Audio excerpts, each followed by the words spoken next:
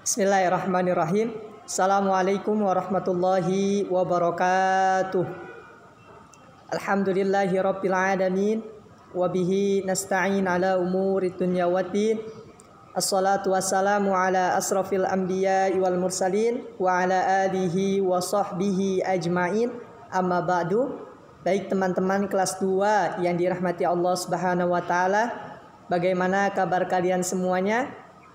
Mudah-mudahan semuanya dalam keadaan sehat walafiat. Amin ya rabbal alamin. Baik, adapun hari ini insyaallah Bapak akan menyampaikan materi untuk mata pelajaran fikih. Oleh karenanya silakan teman-teman disiapkan buku paketnya. Ya, disiapkan buku paketnya di sampingnya. Kemudian nanti dibuka halamannya sesuaikan dengan yang sedang Bapak sampaikan. Oke? Baik. Teman-teman yang dirahmati Allah, sebelum kita memulai pembelajaran, mari kita buka terlebih dahulu dengan bersama-sama membaca ayat Bismillahirrahmanirrahim. Bismillahirrahmanirrahim. Rabbi zidni ilma warzuqni fahma. Amin. Oke, silakan dibuka bukunya di halaman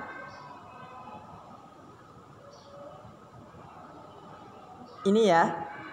Kemarin kita sudah membahas tentang syarat wajib dan syarat sah sholat. Kemudian Bapak sudah sampaikan tentang rukun sholat, yang mana rukun merupakan sesuatu yang harus kalian lakukan ya, atau kalian kerjakan dalam sholat. Kemarin bagaimana diminta untuk berdiri, apabila tidak mampu maka boleh dalam keadaan duduk maupun berbaring. Ya, itu sudah kita sampaikan sehingga diharapkan teman-teman sudah bisa membedakan apa sih rukun dan apa sih ya, yang selanjutnya yaitu sunnah-sunnah.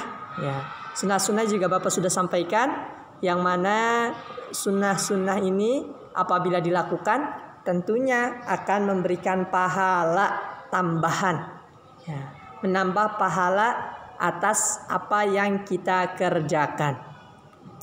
Nah, adapun insyaallah hari ini kita masuk di halaman ke-36, yaitu berbicara atau membahas tentang hal-hal yang membatalkan sholat. Silakan dibuka di halaman 36. Nah, apa sih Pak batal sholat?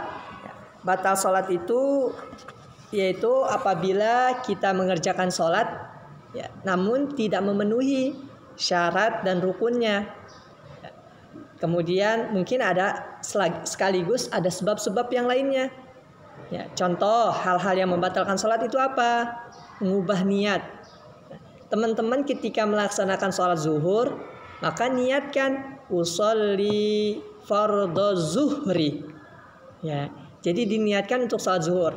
Jangan sampai sholat zuhur namun niatnya sholat subuh, maka ini niatnya berbeda. Nah, ya.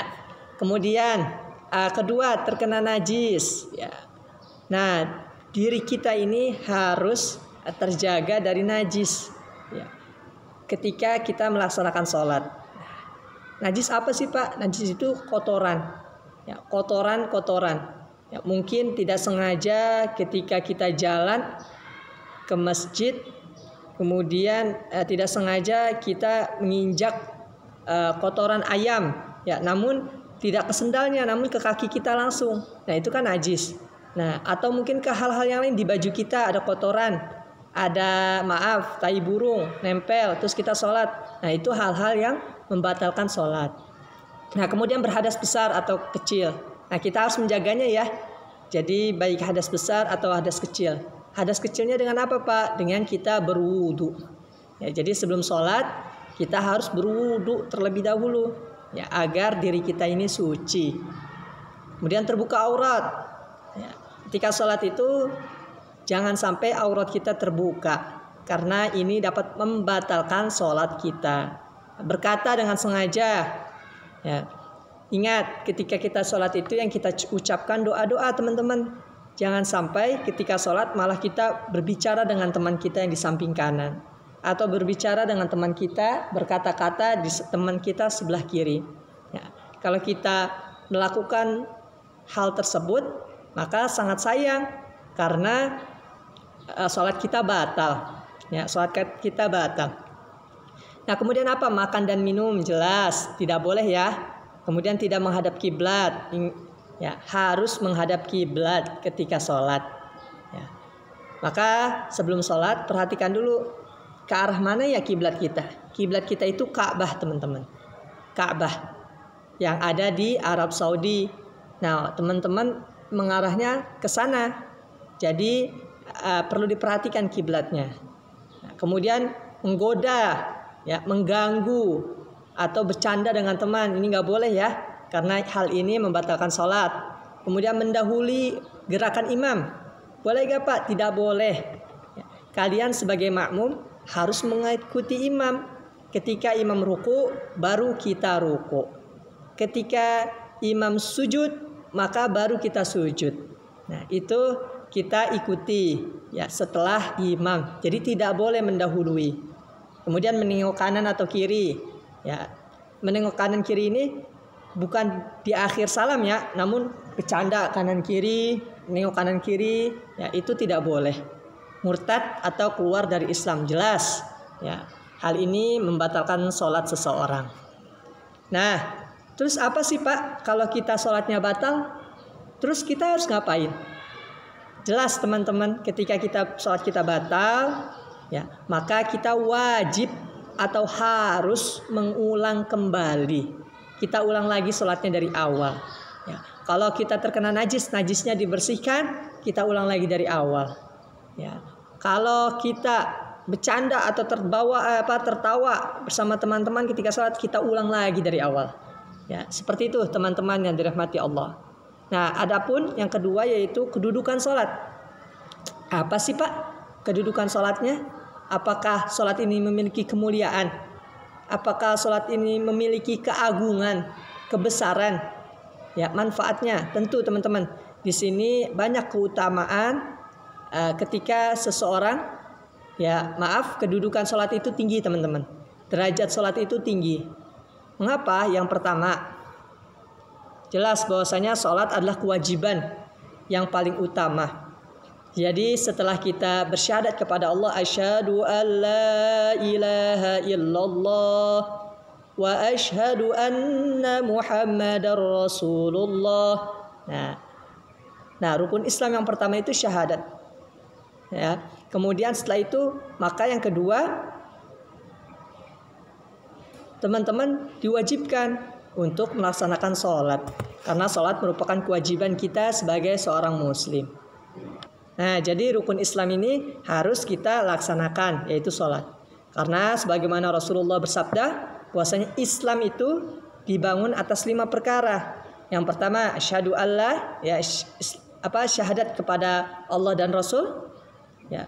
Kemudian mendirikan sholat, menegakkan sholat, kemudian akan mengeluarkan zakat, mengerjakan haji ke Baitullah, dan berpuasa pada bulan Ramadan. Nah, adapun yang kedua apa? Kedudukannya Pak.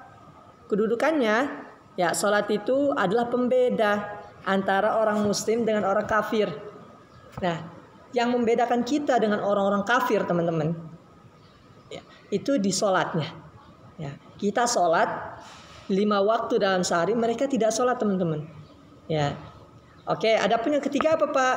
Yaitu sholat adalah tiang agama, dan agama seseorang tidak tegak kecuali dengan menegakkan sholat.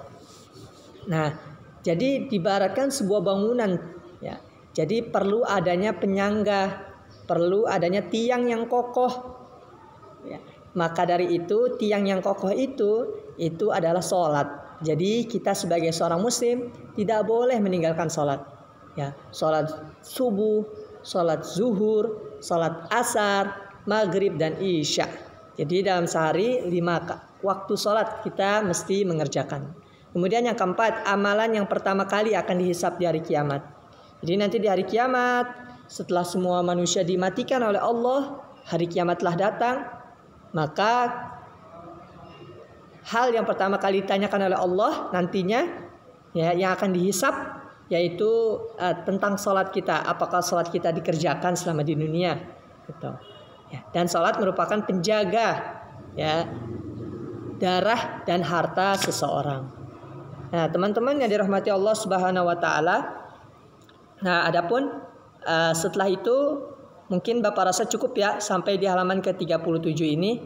Mudah-mudahan dengan kita memahami ya tentang pentingnya kedudukan sholat serta hal-hal yang membatalkan sholat, kita bisa menyadari bahwasanya sholat itu penting loh buat kita. Kita sebagai muslim harus loh sholat. Ya, oleh karenanya jangan sampai kita meninggalkan sholat. Na'udzubillah min zalik. Terima kasih atas perhatiannya. Kurang lebihnya Bapak mohon maaf. Wabillahi taufiq wal hidayah. Assalamualaikum warahmatullahi wabarakatuh. Kasih syukron.